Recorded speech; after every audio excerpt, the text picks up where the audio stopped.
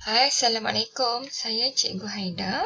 Okey, kita akan sambung untuk siri 2, kerja lapangan geografi tingkatan 1. Okey, sesiapa yang belum menyiapkan tugasan siri 1, bolehlah pergi ke channel Cikgu, iaitu channel Khadijah Amir, dan cari tajuk kerja lapangan geografi tingkatan 1 untuk siri 1, di mana tajuk yang kita buat ialah pembuangan sisa domestik di Taman Bukit Mewah, Kajang, Selangor. Okay, dalam siri 1, cikgu dah ceritakan tentang kawasan yang kita pilih ialah kawasan tempat tinggal kita sendiri. Okay. Saya teruskan. Untuk siri 2, tugasan yang kita perlu selesaikan ialah menentukan objektif kajian. Yang kedua, menulis latar belakang kawasan kajian. Yang ketiga, kita akan cari peta kawasan kajian dalam Google Maps. Kemudian melukis semula peta lakar berdasarkan peta yang kita cari dalam Google Maps. Kemudian menentukan kaedah kajian dan juga menyediakan borang soal selidik. Okey, untuk langkah 7, sambungan daripada siri 1, kita akan buat objektif kajian. Okey, kita tengok apa yang kita perlu lakukan dalam objektif kajian. Okey, pelajar dikendaki menyenaraikan objektif kajian lapangan dan mesti mulakan dengan kata kerja. Contohnya, mengenal pasti, menjelaskan, menghuraikan, mencadangkan dan juga mengkaji. Okey, kat sini contoh yang cikgu bagi ialah saya melakukan kajian di sekitar Taman Bukit Mewah, Kajang bertujuan untuk menyatakan konsep sisa domestik, menjelaskan jenis-jenis sisa domestik yang terdapat di Taman Bukit Mewah, mengkaji dan menghuraikan kesan-kesan pembuangan sisa domestik di Taman Bukit Mewah, dan juga mencadangkan cara-cara pengurusan sisa domestik yang boleh dilaksanakan di Taman Bukit Mewah, Kajang. Okey, nama tempat ni awak boleh ubah kepada tempat yang awak pilih sebagai kawasan kajian awak. Okey, faham ya? Kemudian, langkah 8, kita masuk kepada kawasan kajian. Okey, dalam kawasan kajian, kita perlu memperkenalkan kawasan kajian kepada umum dari segi lokasi, lingkungan kawasan kajian, jarak mutlak, jarak relatif dengan bandar terdekat, kaitkan juga dengan pandang darat fizikal dan pandang darat budaya. Di sini pelajar boleh mencari maklumat tentang kawasan kajian pada Google Search. Selepas itu bolehlah mencetak keluar sebagai rujukan latar belakang kawasan kajian. Okey, contoh untuk kawasan kajian yang cikgu bagi dalam 4.1 kita menceritakan tentang lokasi kawasan kajian, iaitu kawasan kajian saya terletak di Taman Bukit Mewah, Kajang. 4.2 kita ceritakan tentang lingkungan kawasan kajian.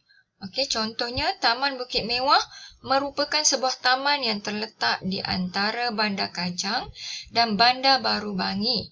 Kawasan ini terletak kira-kira 6 km dari Bandar Kajang dan mengambil masa kira-kira 15 minit untuk sampai ke sana jika menaiki kereta. Untuk 4.3, kita ceritakan tentang bentuk muka bumi yang terdapat di kawasan kajian kita. Okey? Langkah 9, macam mana kita nak lukis peta lakar untuk kawasan kajian kita. Okey, kita tengok peta lakar kawasan kajian. Kita lukis peta lakar yang lengkap untuk kawasan kajian. Mesti mempunyai ciri-ciri peta lakar yang lengkap seperti tajuk, petunjuk, arah mata angin, simbol dan juga pemidang. Di sini cikgu nyatakan contoh simbol. Okey, boleh rujuk juga buku teks di mana ada simbol kawasan, simbol titik, simbol garisan dan juga singkatan perkataan. Okey, langkah untuk melukis peta lakar. Yang pertama sekali, melayari Google Search, carikan peta kawasan kajian daripada Google Maps. Okey, di sini awak di kawasan ini, okey, awak typekan Taman Bukit Mewah. Okey, Taman Bukit Mewah. Kemudian awak akan jumpa peta Google Maps macam ni. Okey, Google Maps macam ni. Kemudian dia akan keluar. Okey. Kecilkan peta sehingga nampak Taman Bukit Mewah. Guna button tambah dan juga tolak yang berada di sudut kanan komputer awak. Okey, bahagian Google Maps tu ada di sebelah kanan, button tambah dan juga tolak untuk besarkan dan juga kecilkan peta. Okey, kemudian bila dah dapat kawasan kajian, awak rujuk bahagian sebelah kanan sekali Google Maps awak. Okey, ada 3 titik. Okey, awak klik kat sini dan dia akan keluar paparan macam ni. Okey, kemudian awak pilih, awak tekan print. Okey, kemudian dia akan keluar print awak satu peta macam ni. Okey, kemudian daripada peta yang awak print tadi, okey, lukis semula peta laka dan masukkan simbol. Okey, simbol yang kita pelajari ataupun yang awak boleh rujuk dalam buku teks ataupun buku rujukan. Okey, cikgu akan tunjuk lebih jelas okey, macam mana peta yang awak akan hasilkan.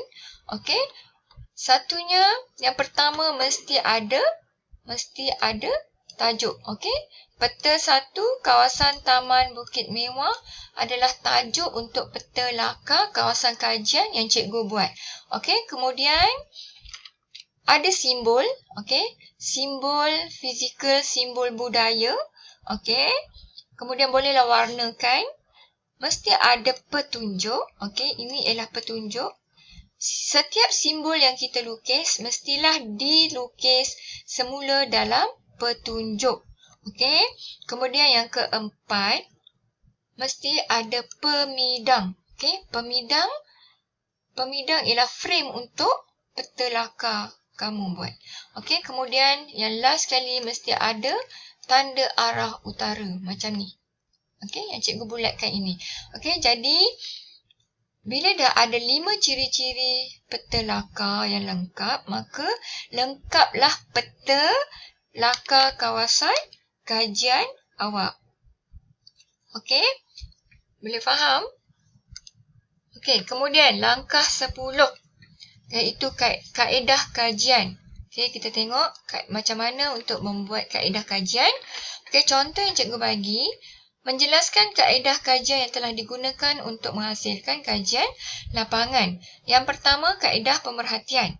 Kalau kita lakukan kaedah pemerhatian, kita boleh tulis, saya telah melakukan pemerhatian di sekitar Taman Bukit Mewah untuk mengenal pasti jenis-jenis sisa domestik yang terdapat di kawasan ini. Okey, yang kedua, cikgu gunakan kaedah rujukan. Okey, saya telah mendapatkan maklumat tentang konsep sisa domestik dengan merujuk kepada buku teks dan buku rujukan. Selain itu, saya juga melayari internet untuk mencari maklumat tentang kesan-kesan pembuangan sisa domestik dan cadangan pengurusan sisa domestik yang terancang. Okey, yang ketiga, cikgu gunakan juga kaedah soal selidik. Saya telah menjalankan soal selidik dengan 10 orang responden.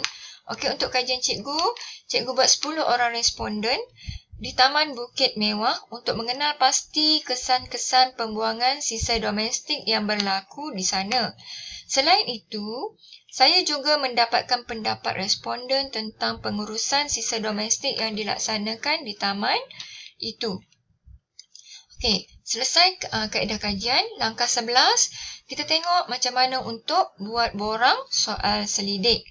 Okey, borang soal selidik.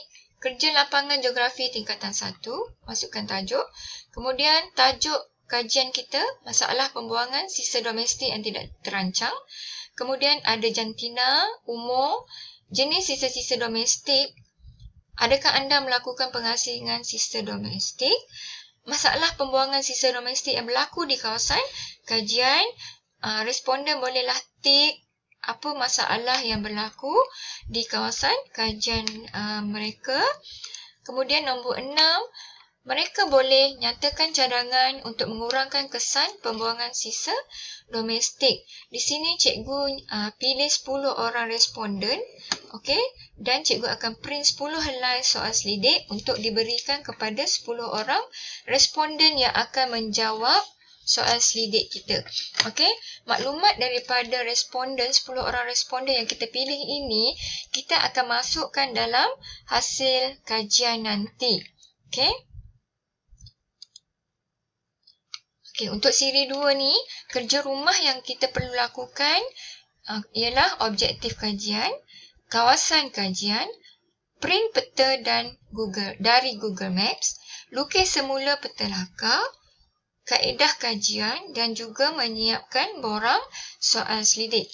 Dan jangan lupa juga kemas kini jadual kerja mengikut tarikh dan hari yang kita buat.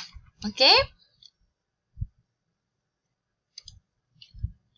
Okey, awak boleh tinggalkan komen di bawah jika ada masalah tentang siri 2 dan cikgu mohon bolehlah sokong channel cikgu, okey, dengan like, share dan juga subscribe. Okey. Itu sahaja untuk siri 2. Kita akan jumpa lagi dalam siri 3. Terima kasih semua.